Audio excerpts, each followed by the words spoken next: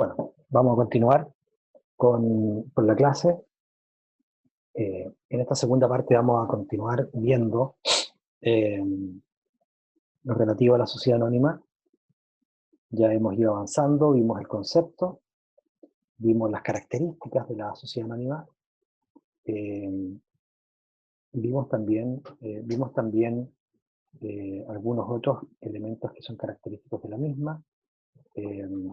Estábamos enfocándonos ahora en ver lo relativo al capital y a las acciones. Hemos conversado eh, durante esta clase con varios, en términos generales hemos conversado todos, pero en particular con algunos de los compañeros del curso, aspectos bien relevantes que dicen relación con eh, cuál es, por así decirlo, el aspecto más relevante a propósito de este tipo de sociedades.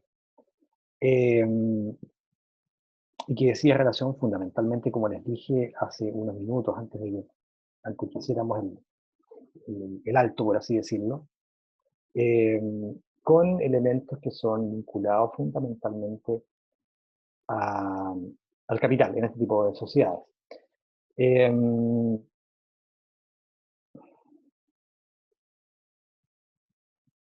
Nicolás Díaz, ¿está Nicolás? Don Nicolás Díaz. Dígame, profe. Nicolás, ¿cómo está? ¿Y usted? ¿Cómo le ha ido? Bien, pues, a ver, vamos a ver cómo le fue a Nicolás. Espérenme un segundo. Nicolás Díaz, bien. Después bien también don Nicolás. Ah, bueno. No voy a decir la nota, pero después Claro. bien. Podría haber leído mejor, ¿eh? Podría haber leído mejor. Oye, Nicolás, una pregunta.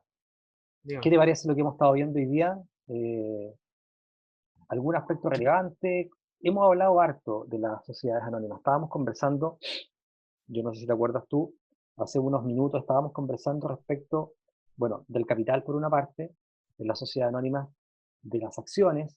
También abordamos el tema del directorio, que de esta entidad que administraba las sociedades. Vimos lo relativo a la responsabilidad de los socios desde el punto de vista patrimonial, desde el punto de vista de las deudas. Eh, ¿Qué te parece y qué, este tipo de sociedades, con cuáles las identificarías tú? ¿Con cuáles de las que hemos visto con anterioridad las relacionarías? ¿A ¿Cómo cuáles se no, parecen? no comprendo? Estamos viendo las sociedades anónimas, ¿ya? ¿Sí? Estamos viendo las sociedades anónimas. ¿Con qué otro modelo o tipo de sociedad tú relacionarías las que estamos viendo hoy día, las sociedades anónimas? No sabría decirle, profe. Pero se refiere, supongo, por ejemplo, a las sociedades que vimos la vez pasada, ¿no? Las por ¿Exacto? acción, ¿Sí? ¿esas? ¿Sí? No sé. ¿No? No sabes. Pero estas se parecerán más a las sociedades de responsabilidad limitada o a las sociedades por acciones, por ejemplo. Mm, yo creo que por las acciones. Ya, ¿tú crees que a la Por, sociedad por acciones se parecerían un poquito más? ¿Por sí. qué crees tú que se parecerían un poquito más? Por las acciones. Ya, Por, por la acción. ¿Y qué son las acciones? es como una parte de la empresa. A eso se refiere. Una parte de la empresa, ¿ya? Claro. Y dicho de otra manera, ¿cómo podríamos decirlo en particular? Porque en el fondo ahí es como bien genérico lo que está usted diciendo. ¿Con qué se Bueno, como... relacionan? ¿Con qué se relacionan las acciones? mm, ¿De qué? Mira, te lo voy a plantear de otra manera. ¿De qué es reflejo las acciones? ¿capital? Del capital, ¿ya? Exacto, el capital. O sea, estamos refiriéndonos al capital. No, perfecto, estamos. Bueno, volviendo al tema, que precisamente apuntaba ahí Nicolás respecto al capital y, y cómo se expresa este capital en las acciones. Acciones que, como ya sabemos, son títulos representativos de una parte del capital social. Nos quedó pendiente señalar que efectivamente existen ciertos tipos de acciones. Existen acciones que son ordinarias o preferentes, eh, pero en términos generales lo importante de las acciones es que respecto de ellas existe una libre cesibilidad, o sea, que estas son esencialmente enajenables, son esencialmente transferibles, por así decirlo. Por eso que cuando conversábamos hace unos días respecto de las sociedades de personas o las sociedades de capital, en estas últimas sociedades de capital, es más fácil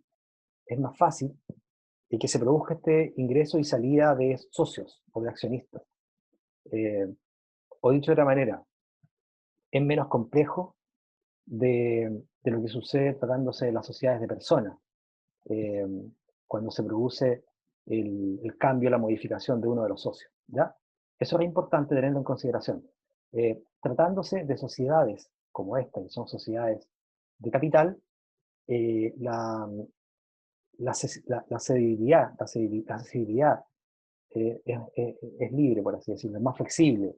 El hecho de que ingresen o salgan accionistas es mucho más o mucho menos eh, complejo que tratándose de las sociedades de personas. ¿Se entiende esto? Vamos a ver un tema que ya hemos tocado, que hemos abordado, y que dice relación con la administración de la sociedad, de las sociedades anónimas, ¿cierto? Vamos a abordar dos aspectos. La asamblea o la Junta General de Accionistas. Primero, la asamblea eh, está conformada por los accionistas de la sociedad, que se reúnen para la toma de decisiones eh, o de las decisiones más importantes de la sociedad. Hay distintas clases de juntas de accionistas, ¿ya? Estas están reguladas en la propia ley, en el artículo 55.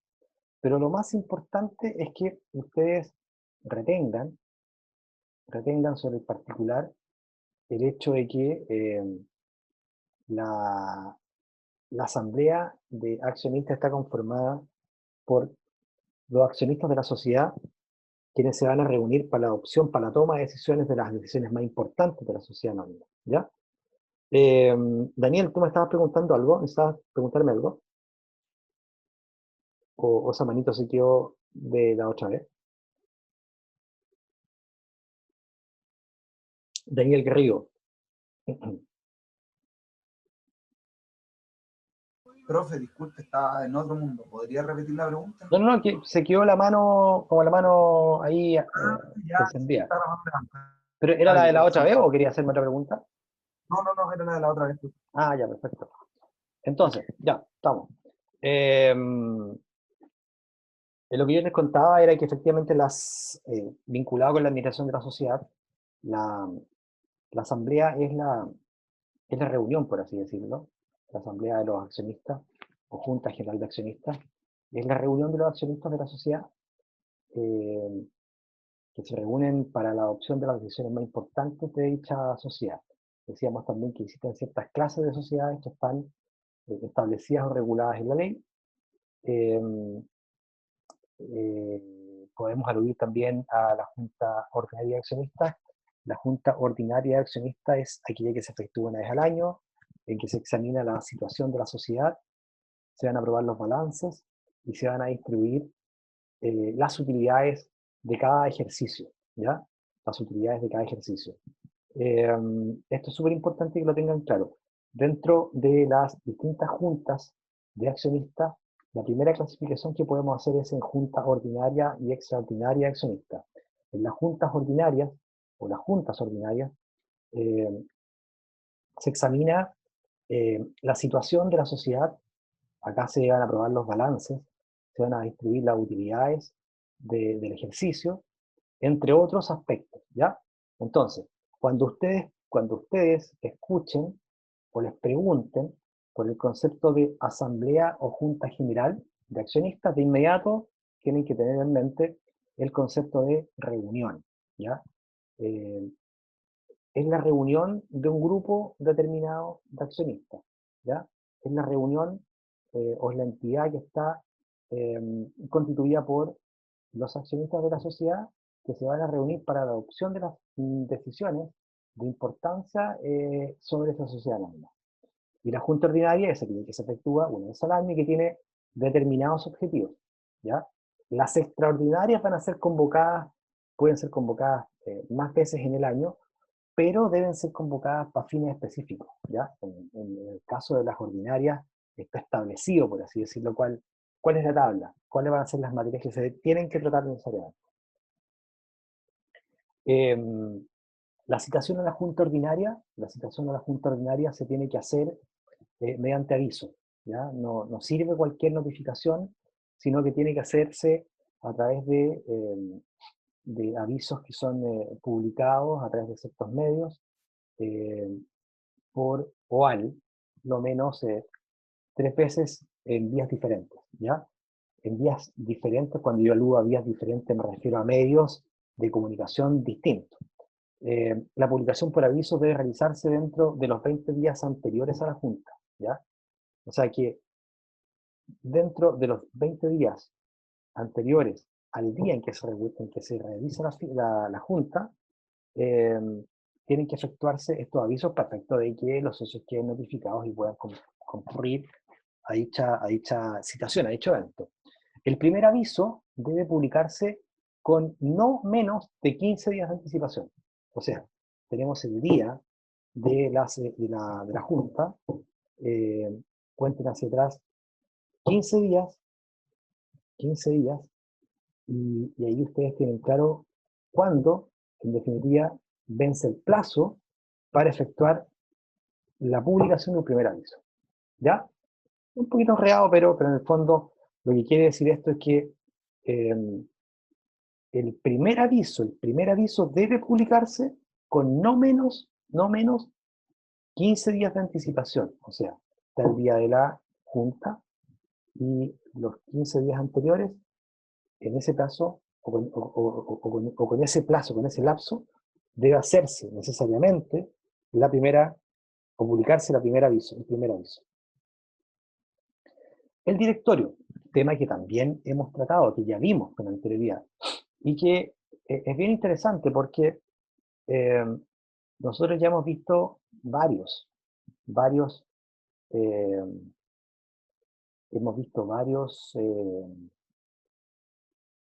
tipos de sociedades o modelos sociales. Y en cada uno de estos aludimos a la administración. Y en cada uno de estos, la administración recaía, por lo general, en uno o más socios, en el caso de la responsabilidad limitada, por ejemplo, o incluso en el caso de las sociedades por acciones. En el caso de la EIRR, obviamente la administración va a estar concentrada o va a recaer en el titular, el único en que podría recaer, ¿no es cierto? Pero en el caso de las sociedades anónimas, la situación es distinta. En el caso de las sociedades anónimas, la situación es distinta. Y aquí lo que existe es un órgano colegiado que está integrado por accionistas, que es elegido por la Junta de Accionistas, y que es aquel al que le corresponde la administración de la sociedad. Entonces, ese es el primer dato importante, el primer dato interesante y característico en este tipo de sociedades anónimas, y que dice relación con la administración de las mismas. Que la administración está entregada, por así decirlo, a un órgano colegiado, que se denomina directorio y que está constituido por los accionistas que son elegidos por la Junta de Accionistas. En los estatutos, que como ustedes ya saben, es por así decirlo, el reglamento de la sociedad, se tiene que establecer un número invariable de directores, ¿ya? Y además, se tiene que establecer también el número de años o el tiempo que va a durar el directorio, ¿ya? En el caso, bueno, hay un plazo máximo de 3 años. Tratándose de las sociedades anónimas cerradas, el directorio tiene que estar conformado por no menos de 3 directores, y en el caso de la sociedad anónima abierta, no menos de 5 directores, ¿ya? Entonces, resumiendo, primero, ¿qué es el directorio? ¿Qué es el directorio y a qué se dedica el directorio en una sociedad anónima? El directorio es un órgano colegiado que va a estar a cargo de la administración de una sociedad anónima. Es un órgano colegiado que obviamente está conformado por accionistas que son elegidos en el seno de la Junta de Accionistas, según lo establece una norma específica, que es el artículo 31 de la Ley 18.046. Eso es lo primero. Lo segundo, en el estatuto o en la escritura de constitución de la sociedad anónima, se va a establecer un número invariable de directores, que tratándose de las sociedades anónimas cerradas no puede ser inferior a 3, y tratándose de las sociedades anónimas abiertas no puede ser inferior a 5.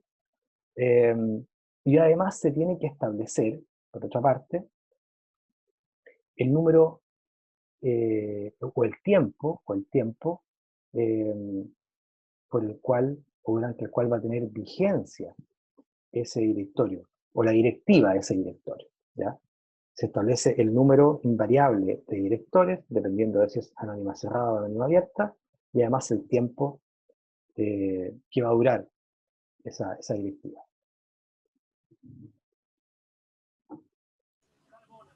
¿Cuáles son las características de los directores de estas empresas, de estas sociedades? Son mandatarios, obviamente. Entre la junta accionista y el director existe una relación de mandante-mandatario, siendo obviamente los accionistas reunidos en la junta de accionistas los que le otorgan este encargo, al director eh, para que él lo ejecute, por así decirlo, para que él lo cumpla. ¿Y cuál es este encargo? Bueno, intervenir en la administración de la sociedad. Este es un mandato revocable, ¿ya? Es revocable. Lo importante es que el directorio solo podrá ser revocado en su totalidad por la Junta, ¿ya? Pero lo importante, lo que me interesa aquí es que tengan ustedes claro que existe aquí una relación de mandante a mandatario, siendo el mandante la Junta de Accionistas y los mandatarios los directores, que la Junta de Accionistas lo que hace es eh, conferirles un encargo determinado, una gestión determinada, que es la administración de la sociedad. ¿Qué más? Que claro, el mandato puede ser revocado, y que para que sea revocado en su totalidad, el directorio solo podrá hacerlo por la totalidad de la Junta de Accionistas. Eh, los periodos varían, ya lo vimos, acuérdense que puede durar entre 1 y 3 años, ¿ya? Por lo general. Este es un elemento que hay que tener en consideración, puesto que si bien acá opera la autonomía, la voluntad, también es cierto que existe cierta intervención legal desde el punto de vista del establecimiento del plazo, ¿no es cierto? Entre 1 y 3 años por lo general es lo que dura, el mandato, por así decirlo, o el ejercicio de estos señores que son, como ustedes ya saben, los directores, los directores eh, con las personas que son designadas para conformar el directorio de la sociedad anónima. ¿Qué más? ¿Se pueden reelegir? Sí, se pueden reelegir. Las funciones de director no son delegables, o sea, los directores no pueden en el fondo traspasar sus funciones eh, a otra persona, ¿ya? A otra persona. Eh, Obviamente, esto es por la naturaleza propia del encargo. En el fondo, lo que hace la Junta de Accionistas, es, en virtud de la designación, de la elección que hacen, es conferirle una determinada gestión, la realización de una determinada gestión a una persona también determinada por ciertas características que ésta cumple. Se le confiere en definitiva un mandato, ¿ya? Un mandato. Y en virtud del mismo, es que esta persona tiene que ejercer de manera personal dicho encargo. No puede estar delegándolo a otra persona. Por otro lado, el directorio actúa de manera colegiada, actúa colectivamente, ¿ya? Actúa colectivamente y en una sala legalmente constituida. O sea, existen ciertas formalidades para que funcione, precisamente por la importancia que esto reviste. Estamos hablando, ojo, del órgano que está a cargo de la administración de la sociedad, perdón, más que de la sociedad conyugal, de la sociedad anónima. Por lo tanto, deben haber ciertas formalidades, se tiene que cumplir con ciertos requisitos perfectos de poder llevar adelante este encargo. ¿Pueden ser reelegidos? Sí, pueden ser reelegidos indefinidamente. Y como les señalaba con anterioridad, el número de directores es variable. Va a depender, entre otras cosas, de distintos aspectos. De distintos aspectos que hacen relación fundamentalmente eh, con la confianza, eh, perdón, va a decir relación primero en cuanto al número de directores. Primero, lo de ser reelegible o no ser reelegible. El punto 4, ahí me confundí, perdón. El punto 4, van a ser reelegidos indefinidamente dependiendo de cómo hayan ejercido su encargo, el encargo que le hicieron, y segundo, si siguen siendo depositarios de la confianza de los accionistas. Eh, por eso que les señalé yo ahí que podrían ser perfectamente reelegibles de manera indefinida. Va a depender fundamentalmente de cómo hagan el trabajo y si conservan la confianza de sus mandantes, que para estos efectos son los accionistas. Y del punto de vista del número de directores era variable, ya lo explicamos, y eso va a depender del tipo de sociedad anónima que se trate, y esto puede establecerse o acordarse o estipularse en los estatutos. ¿Cuáles son las facultades del directorio? Se las voy a leer fundamentalmente. Primero, le corresponde una representación extrajudicial de la sociedad, judicial y extrajudicial de la sociedad. Posee todas las facultades de administración y disposición que sean necesarias para que la sociedad lleve a cabo sus funciones, salvo aquellas que son exclusivas de la Junta de Accionistas. Le corresponde el nombramiento del gerente. Al directorio le corresponde el nombramiento del gerente de la sociedad anónima. Pueden, ojo con esto, delegar algunas funciones, el gerente o subgerente, director o comisión de directores o abogados, pero son ciertas funciones muy precisas, es una delegación muy acotada. Sigue rigiendo lo que le acabo de señalar yo hace unos minutos en la materia. Esto es que en principio no se pueden delegar las facultades que fueron conferidas, porque en definitiva es un encargo, y como tal tiene que cumplirse a cabalidad, ¿cierto? Y por la persona a quien se delegó, por lo demás. ¿Qué más? La responsabilidad del directorio. Obviamente, y por eso que es complejo, los miembros del directorio tienen cierta responsabilidad en la labor que están ejecutando, y fundamentalmente porque se trata de una labor compleja. Por regla general, se establece ahí un concepto jurídico y se señala que los directores son responsables o responden hasta de la culpa leve por sus obligaciones de diligencia debida. O sea, responden hasta de la culpa leve. O sea, ¿qué quiere decir eso? Que tienen un grado importante de responsabilidad. Responden hasta de aquellos actos que impliquen un grado de comisión relacionado con la culpa leve. ¿Ya? Responden solidariamente por los perjuicios que se pudieran haber ocasionado a la sociedad y a los accionistas por sus actuaciones o dolosas o culposas. O sea, por una parte, se establece que los miembros del directorio van a responder hasta de la culpa leve, ¿ya? Ojo con eso. No quiere decir que se trate de una culpa o una responsabilidad leve, sino que cuando yo aludo a culpa leve, quiere decir que hasta aquellos errores, ¿ya? Hasta aquellos errores o aquellos actos que tal vez no sean tan graves, entre comillas, no sean tan graves, eh, incluso por esos actos van a responder. Por eso que se dice que ellos responden por la culpa leve. La responsabilidad solidaria, ¿ya? Quien responde es el directorio, sin perjuicio, de algún tipo de responsabilidad penal, por ejemplo, que hubiera existir respecto de uno en particular. Y el directorio va a responder solidariamente de los perjuicios que se hayan ocasionado a la sociedad o bien a otros accionistas. Pero aquí viene algo importante. No solo de sus actuaciones dolosas, sino que también de las actuaciones culpables. Se sanciona con nulidad cualquier acuerdo estatutario que limite estas obligaciones.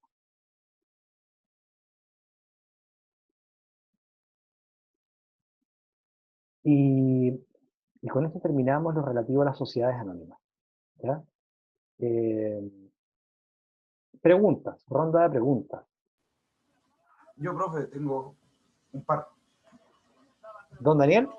Sí. Ya. Dígame, don Daniel, estamos en condiciones. La primera es que si tiene que durar como mínimo un año, sí o sí. ¿El directorio? Sí. Claro, sí. Lo que pasa es que no se establece con tanto detalle, pero se entiende que la designación puede estar, o sea, acuérdate que vimos que podía durar como máximo 3 años. Ahora, el tema va a pasar por varias variables. Puede establecerse a lo mejor en el estatuto un número de años determinado, pero podría suceder que por razones determinadas se pierda la confianza en el directorio y que pudieran de alguna u otra manera eh, ser cesados en sus funciones y con eso durar un número bastante inferior al que se estableció en el estatuto. Ahora, yo creo que la normalidad es que evidentemente el plazo de duración vaya diría que entre los 2 o 3 años, más que del año hacia abajo, porque en definitiva no habría ningún tipo de ¿cómo se llama?, de certeza al punto de vista de cómo se va a efectuar la labor de administración de una sociedad. O sea, estaría como en definitiva casi improvisando porque estarías cambiando el directorio cada, no sé, 8 meses, 9 meses, ¿ya? Entonces, claro, es entre 1 y 3, pero por lo general lo que se establece es que dure 2 o 3 años. ¿Sí? Ah, vale, Ahora, profe. ojo, no hay que perderse aquí con un temita, y es que como estas personas, los miembros del directorio, son mandatarios. ¿Qué quiere decir eso? Que respecto de ellos se ha otorgado un mandato, pues nada obsta que en su momento la asamblea de socios decida revocar ese mandato. Y revocarlo porque los designados están haciendo muy mal su trabajo o porque ligeramente perdieron la confianza en los mismos. Y ahí cobra importancia la hipótesis que planteas tú. No sé si 8 meses, 10 meses, pero podría suceder que pasado un año, 3 meses, a lo mejor el directorio, la labor del directorio no es bien evaluada, pierde la confianza de la asamblea y podrían pedirle tal vez la renuncia a todos los miembros del directorio. No hay inamovilidad, eso es lo que quiero plantear. No hay inamovilidad. Vale. No, sí, claro, profe. Y mi otra pregunta es, por ejemplo, ¿el directorio tiene que ser sí o sí dividido por presidente, vicepresidente y así, o cada sociedad toma la decisión que prefiera? Por lo general se establece como una jerarquización. El Ya, presidente, el pero no es un orden directorio. estipulado Lo por que algún pasa, artículo. sí, por lo general se establece el funcionamiento. Es que lo que pasa es que ahí se relaciona con el funcionamiento, entonces se va a establecer en los estatutos de la sociedad. Y además puede suceder también que, sin perjuicio de que las funciones de los miembros del directorio no son delegables, en términos generales, decíamos que como una especie de excepción y que pueden delegarse determinadas atribuciones en concreto, en esa hipótesis, claro, se establece una especie de distribución de labores, de funciones, y también se va a poder establecer algún tipo de equipo colaborador del directorio, al cual yo también como director encargado de una determinada labor o área, le pueda a su vez encargar la ejecución de determinadas tareas. Pero él no, en ese caso, él no sería elegido por los accionistas, sino que por el director. O sea, por ejemplo, por el presidente del directorio. O sea, estos últimos sí, exacto. Sí, exacto. Y la última pregunta, profe. ¿Una sociedad anónima puede estar dentro de otra sociedad anónima? Una sociedad anónima puede estar dentro de otra sociedad ¿O anónima. tener acciones dentro de otra sociedad anónima? Ya, yo no veo impedimento, de hecho sucede. Imagínate que una sociedad anónima X compre un número importante de acciones de otra sociedad, claro, en principio podría darse. Ahora, acuérdate que ahí vienen otros temas ya, que es en relación con la fiscalización desde el punto de vista del funcionamiento de estas sociedades. Estas sociedades están sujetas a la fiscalización de la superintendencia de, de, de sociedades, en el fondo, perdón, ahí sí, están sujetas a a la fiscalización de la superintendencia y, claro, este tipo de acciones o de actos como el que tú me planteas, que a mi juicio en principio, a mi juicio en principio es posible, es factible, claro, lo van a fiscalizar porque puede perfectamente prestarse para determinadas estrategias que vengan a afectar el funcionamiento normal del mercado, por así decirlo. Perfectamente podría suceder, y ahí yo me inclino más con que no puedes, y con que no podría ser, en que te imaginas tú que la competencia comprara un número importante de acciones de otra empresa.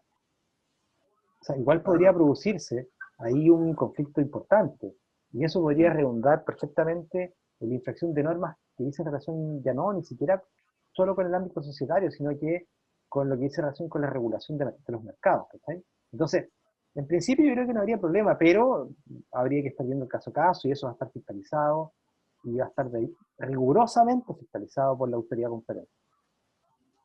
Profe, y ahora sí la última pregunta, no, me callo. No sé.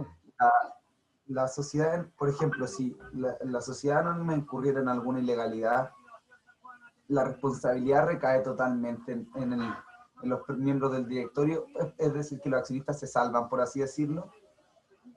Lo que pasa es que hay que ver quién va a ser el representante legal. ¿No? El representante legal es el primer, en definitiva, dejo buscar una cosa. El representante legal es el primer responsable, por así decirlo. Eh, Ese es parte de su trabajo, por lo demás. Eh, no es que se conserve la responsabilidad de los accionistas, es que en el fondo eh, ahí hay que ser súper como preciso, porque cuando tú me dices la responsabilidad del directorio, pero respecto a qué actos, respecto a actos civiles, de defraudaciones que pudiesen eh, producirse en el contexto de una sociedad. Y ahí habría que determinar, por ejemplo, eh, si quien realizó estos actos irregulares o ilícitos lo hizo por cuenta propia o en representación de la sociedad, no sé si me entendí. Ah, claro, por eso, si en caso de la sociedad en general esté metida en algún, no sé, problema legal, los Pero, que los claro, responsables, lo que pasa que, por eso que hay que determinar si efectivamente el representante legal o los directores, miembros del directorio, actuaron en cumplimiento del mandato que se les confirió o actuaron por cuenta propia en negocios propios, por así decirlo. Claro, ah, ya, a mi juicio, si actuaron representando a la sociedad, podría generarse algún tipo de responsabilidad de la empresa, evidentemente. Pero es un tema que hay que analizar caso a caso. claro, se estudiaría el caso, no es Es, que por sí o sí ejemplo, cae. es que un poco lo que pasó, por ejemplo, con el caso Penta, con el financiamiento irregular de las campañas. yo imagino que ahí habían socios que no sabían lo que se estaba haciendo. ¿Mm? Desconozco el modelo, el tipo de sociedad que sea Penta, pero me da la impresión que es una sociedad anónima. Y ahí en definitiva los que tuvieron mayor responsabilidad fueron los controladores de la sociedad. Es que por eso voy, porque por ejemplo puede ser una empresa, no sé, con 10.000 accionistas, no es una exageración, pero que claro que finalmente la responsabilidad recae en un par de personas y no se dan cuenta, uno solo tiene metido las acciones. Por eso Claro, preguntaba. es que por eso yo te decía, yo les decía hace unos minutos que tenían que poner atención en esto, mira. Cuando hablábamos de la responsabilidad del directorio, el, los miembros del directorio van a responder hasta de la culpa leve, pero aquí hay que interpretar como al revés esa expresión, o sea, no es que ellos tengan un grado de responsabilidad leve, por así decirlo, sino que responden hasta de aquellos actos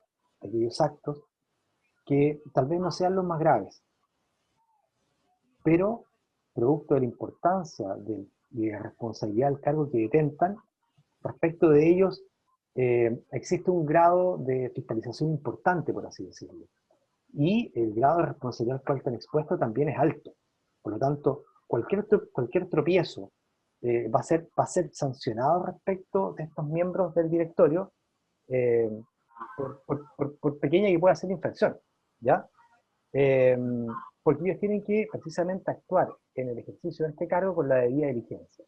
Y lo otro que es importante es que el directorio va a responder de manera solidaria, o sea, van a responder todos los directores del directorio o los miembros del directorio, y además, otra característica, van a responder no solo de actuaciones dolosas, sino que también culposas o culpables, ¿ya?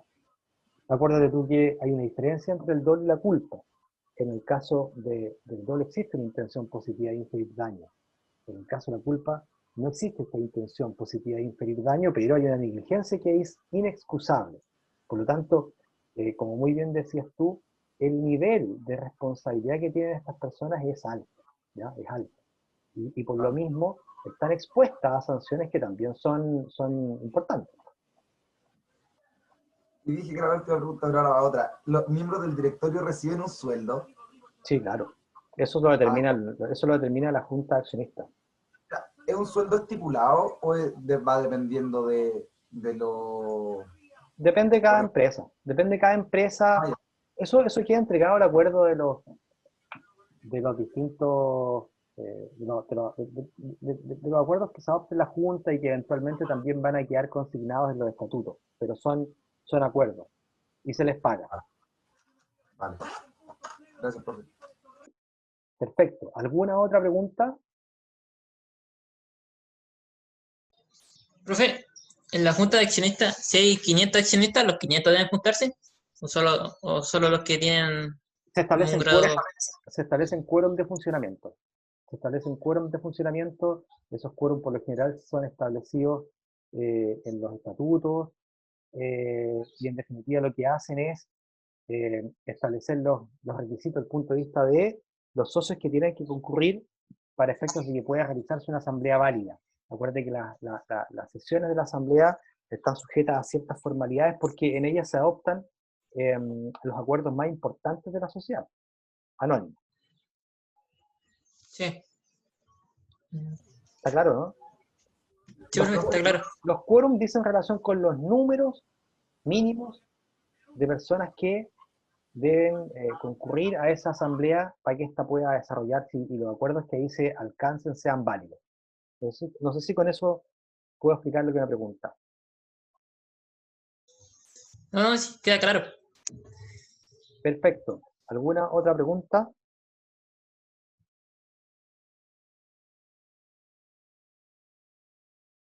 ¿Hay más preguntas, no?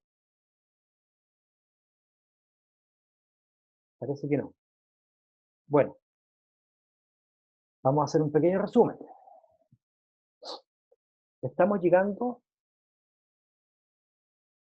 voy a ver un poquito los ojos con el computador. Estamos llegando eh, al final de una unidad que es más larga, por así decirlo, o una unidad que está relacionada o íntimamente vinculada con la unidad anterior. Cuando partimos estudiando esta materia, partimos con todas las limitaciones de tiempo que tenemos, partimos viendo, ¿se acuerdan?, la organización jurídica de la empresa.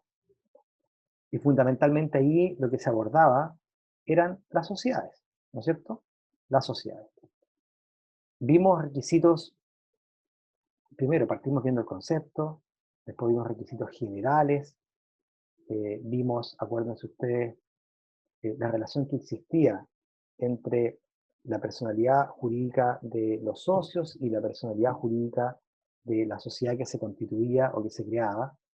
Vimos cómo operaba este principio de separación entre una y otra personalidad para efectos de, por ejemplo, determinar la responsabilidad frente a ciertos actos.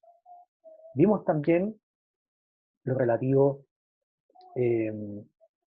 a la administración en términos generales. Y así fuimos precisando los conceptos hasta llegar al análisis de los conceptos que se establecían tanto en el Código Civil como en la ley que regula las sociedades anónimas y que definía qué se entendía por sociedad. ¿Qué se entendía por sociedad? Ahí fuimos precisando con posterioridad nuestro análisis, estudiamos los conceptos, estudiamos los elementos, cuando estudiamos los elementos, de hecho vimos que había unos elementos que eran comunes a todo contrato, habían ciertos elementos que regían tratándose de la sociedad propiamente tal, como contrato con ciertas características, pero también ciertos requisitos que eran propios de este tipo de contratos, que eran exclusivos, por así decirlo, eran de la esencia del contrato de la sociedad, del contrato de sociedad. Y con posterioridad vimos una clasificación también de los distintos tipos o modelos de sociedad que existen, y luego comenzamos a estudiar cada uno de estos modelos. Vimos la semana pasada la sociedad de responsabilidad limitada, la sociedad colectiva, la sociedad por acciones, la empresa individual de responsabilidad limitada, y ya vimos las sociedades anónimas. En términos muy generales vimos todo esto. Yo les recomiendo que en los apuntes, que ya subí hace rato, están todas estas presentaciones, que las estudien. Yo les subí las leyes en el caso de aquellos modelos societarios que están regulados en una ley. También les subí un cuadro resumen.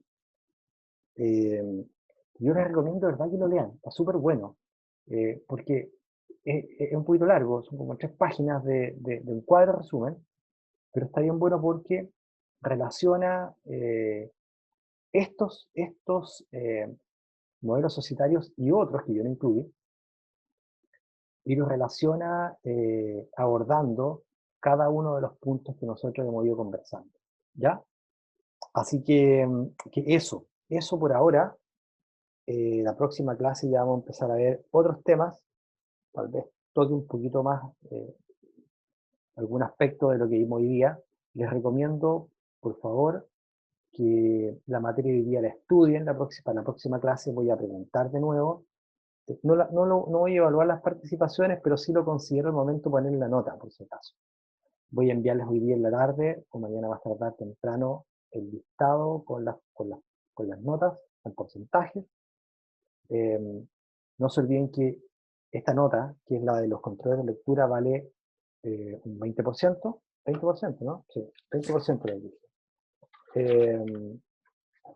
Y eso, no sé si hay alguna pregunta.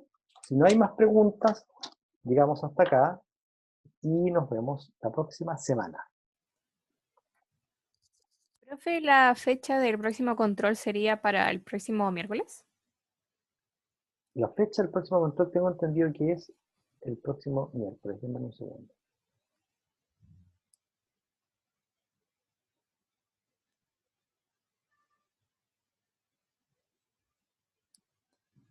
Esperen un segundo.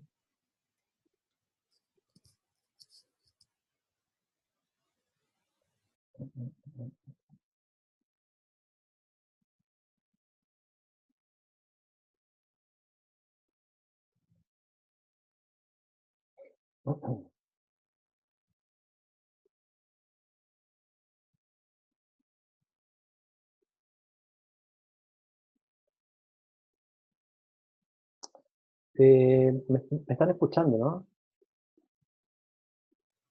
¿Me Sí, escuchan? profe. Sí, mira, espérense que tengo un problema, no puedo encontrar la carpeta. Desapareció la carpeta, espérense un poquito, no tenía preparado esto.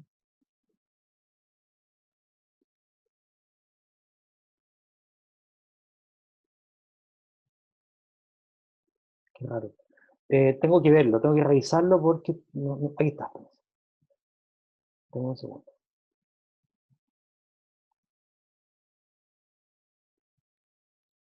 Vamos a dejar de grabar. ¿Ah?